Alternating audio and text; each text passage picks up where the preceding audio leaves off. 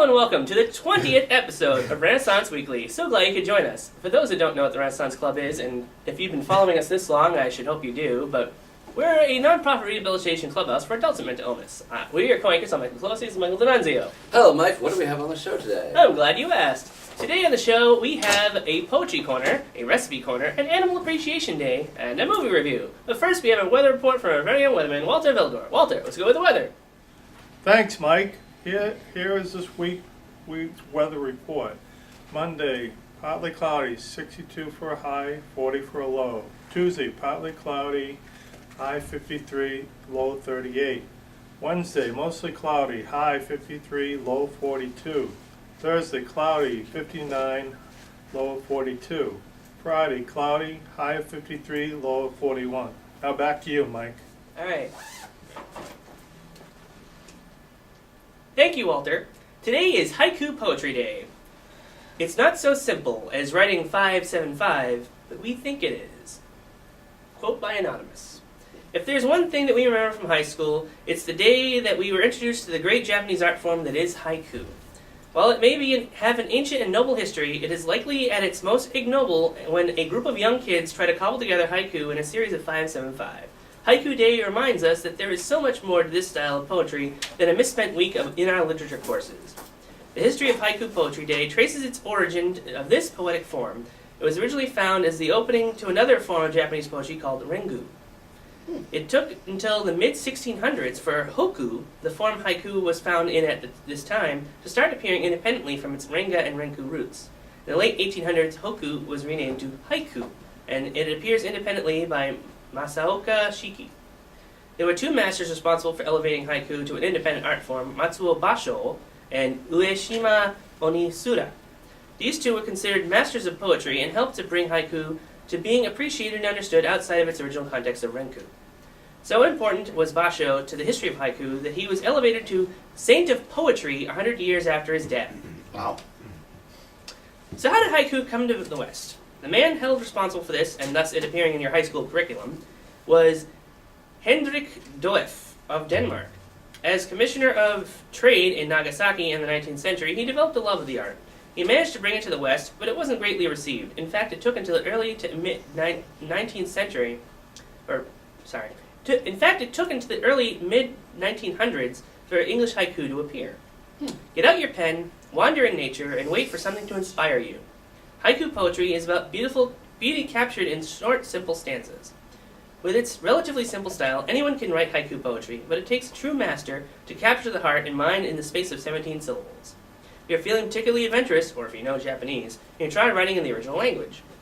Haiku Poetry Day is a great opportunity to let your creativity flow and really begin to appreciate the complexities of life refined down to simplicity. Who knows? You could even become the next haiku master. I don't plan on it. Today is also Ford Mustang Day, and to tell us a little bit about that, there is George Azazo with that. Thanks, Mike. George? It's got sleek lines and a powerful engine. Its name speaks of wild places and adventurous times. For generations, it was a car of choice for action heroes and spies alike. Even James Bond drove one in the movie Goldfinger. Yes, we're talking about the Ford Mustang, of course. The Ford Mustang was first introduced to the world in April of 1964. This introduction of the Mustang also was the introduction of the first pony car, to wit, a small, sporty cars with sleek lines and an affordable price tag. Sales of the Mustang proved that this car was going to become an American favorite, well worth over $4 million sales in the first year it was in production. Unprecedented success for unprecedented vehicle. The muscle car of the time was the Thunderbird, and the beauty was the one that every serious sports car fanatic wanted to own.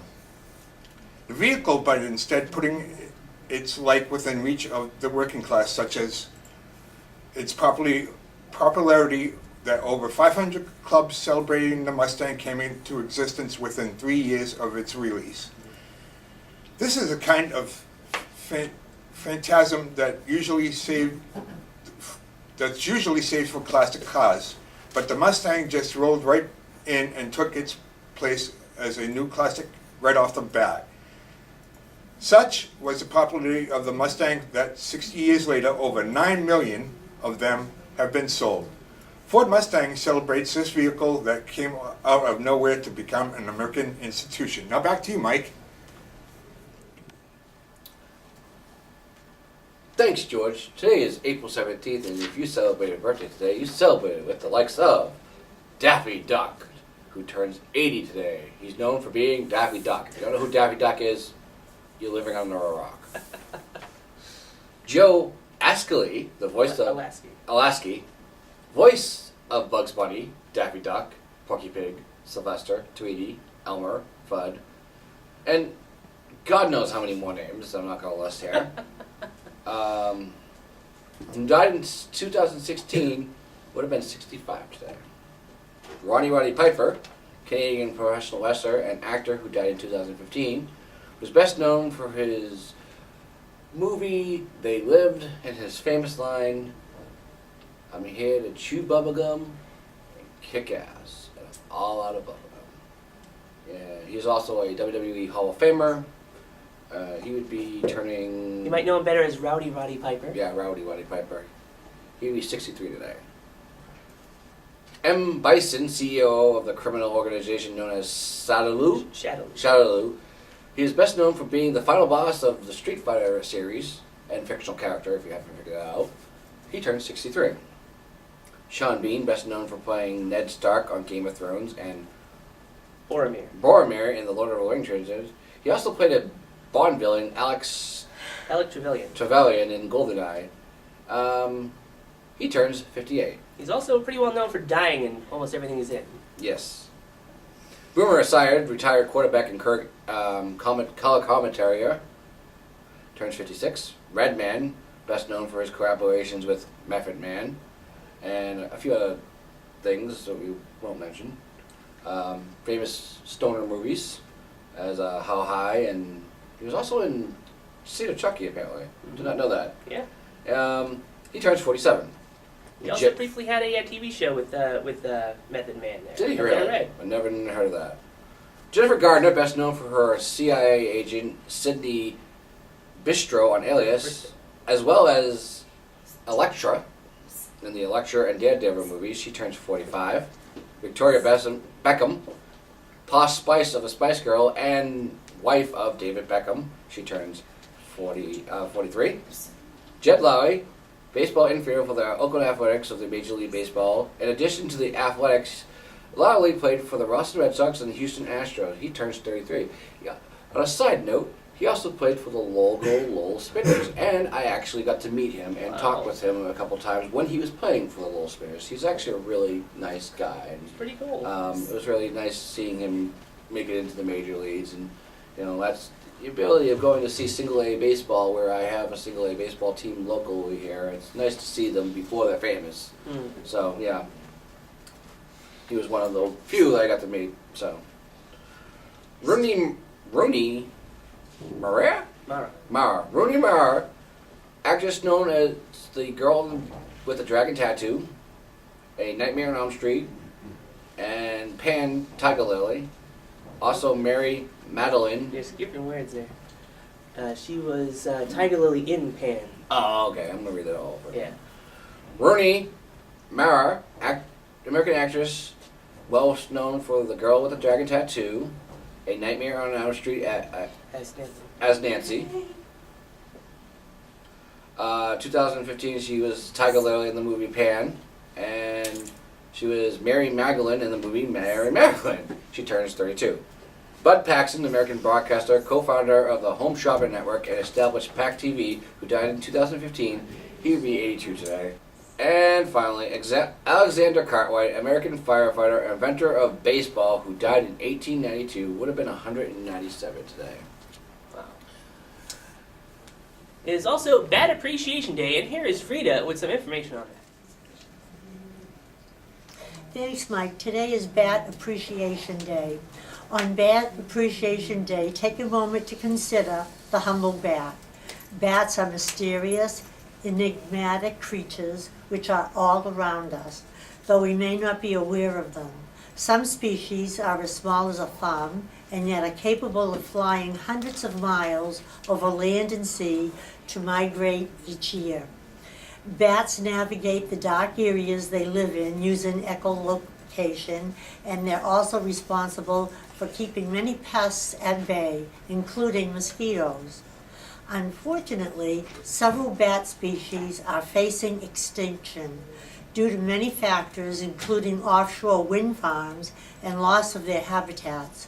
On Bat Appreciation Day, why not take time to learn more about these amazing creatures and how you can help in their conservation? Many zoos feature a nocturnal house where you can see bats up close and personal. So it's also a great excuse for a family day out at the zoo. Now back to you.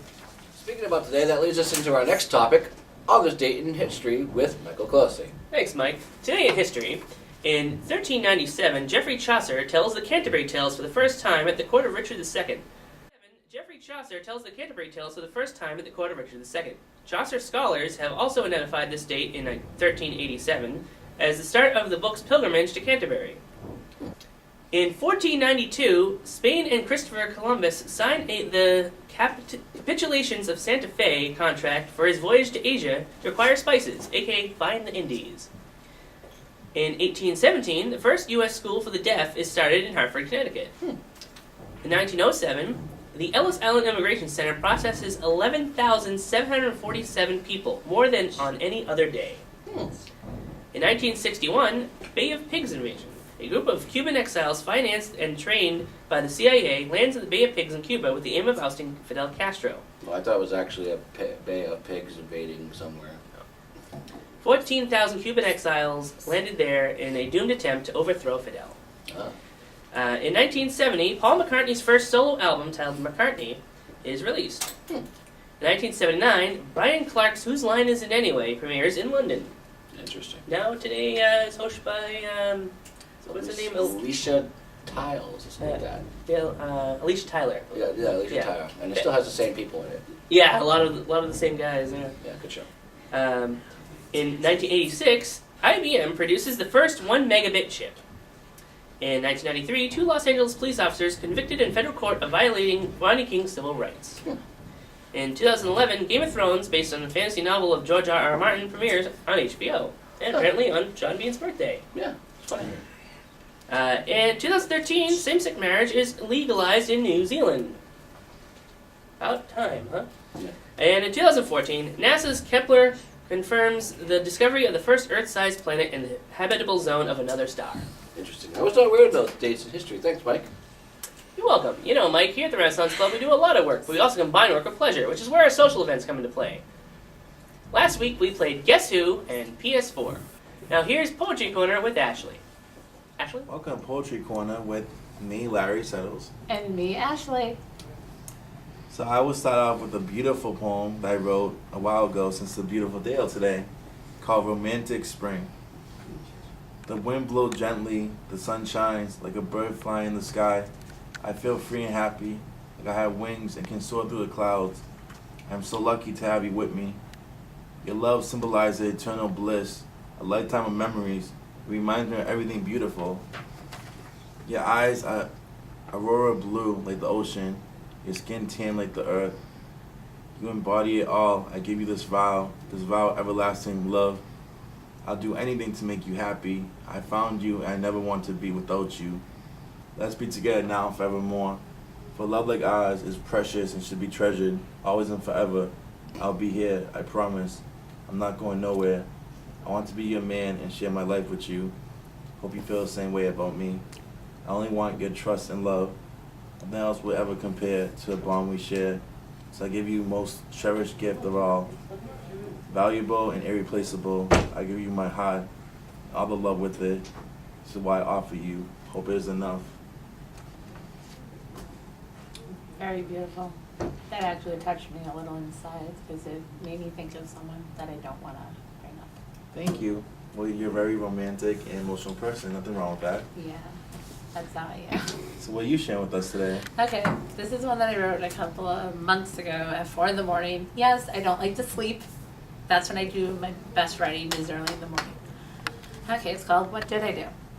What did I do? Did I do something to push you away? Please explain it to me. What exactly did I do? You said I was too much. How so? Said you were just using me. How?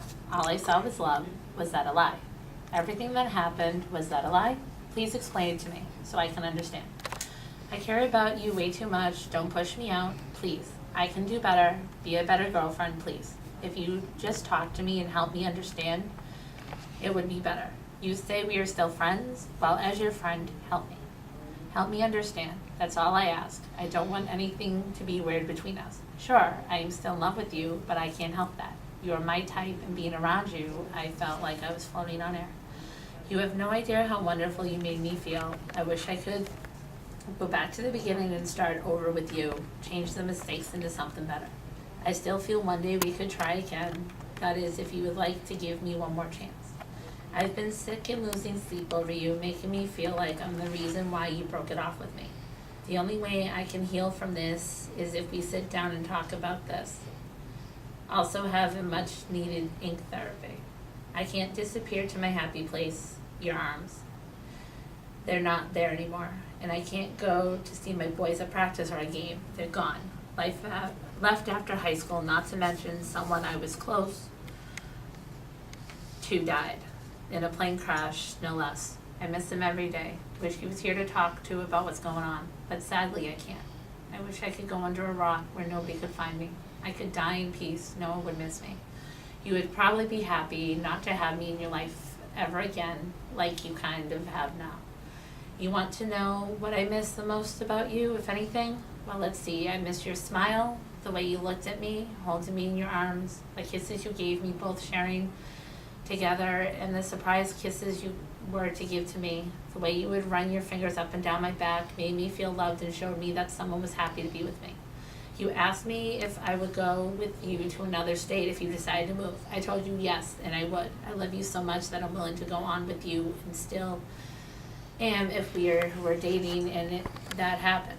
Still will. Then everything turned upside down. All I want to know is why.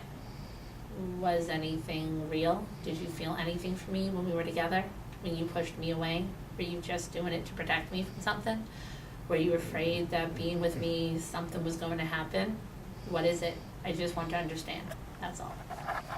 Wow, that was beautiful. Like, I think I got teary eyes, over here. I did when I wrote it. Nice.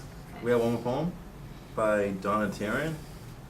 Spring Splendors. So, rainbow-colored gardens, deep green petals, hot blood roses, penitent purple violets, tall gladioli standing like soldiers, sun-drenched tulips and daffodils, baby soft wind caressing the fields, rippling across freshwater lakes and calm indigo blue ponds, sun-warm brown fertile earth lying in wait for the farmer's seed, tender leaves sprouting on outstretched branches, eager to give up their winter nakedness, sweet robins, cocky pigeons, tiny sparrows, lofty seagulls return from the south, silhouetted against the sky, heralding the season by Donna Tarrant. Thank you for joining us today. I'm Ashley. And I'm Larry. See you Have next a wonderful week. day.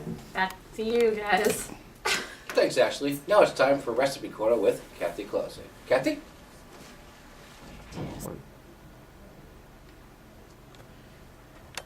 Good morning, this is Recipe Corner for Renaissance Weekly.